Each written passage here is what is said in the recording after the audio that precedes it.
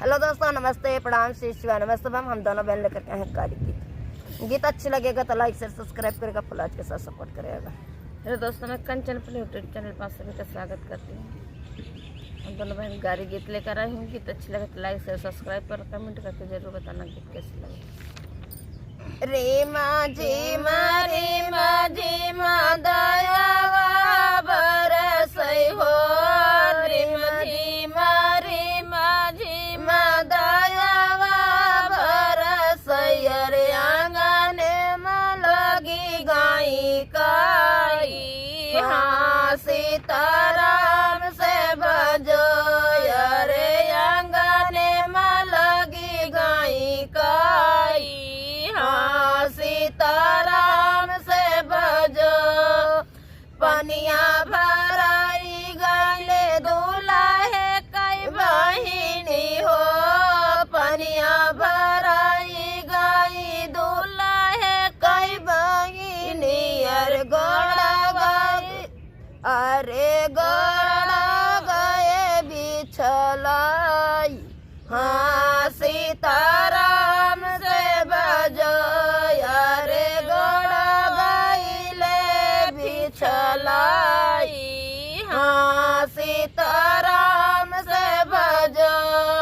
भीतर से निकाले हैं भैया कहाने रामा, भीतर से निकाले हैं भैया कहाने रामा, अरे गदिया मालिया ले उठाई, हाँ सीताराम से भजो, अरे गदिया मालिया ले उठाई, हाँ सीताराम से भजो। आवन बनिया हो हमारी सजरिया हो, चलन छीना रहो हमारी सजरिया, यार काई दे तू हरी दवाई, हाँ सीताराम से भजो, यार काई दे तो हरी दवाई, हाँ सीताराम से भजो। रिम झिम दयावा बरसई हो, रिम झिम दयावा बरसई, अरे आंगने में लगी गाई काई, हाँ सीताराम से भजो, अरे आंगने में लगी गाई काई, हाँ सीताराम से भजो। पनिया भराई गाई समाधि कई बहिनी हो,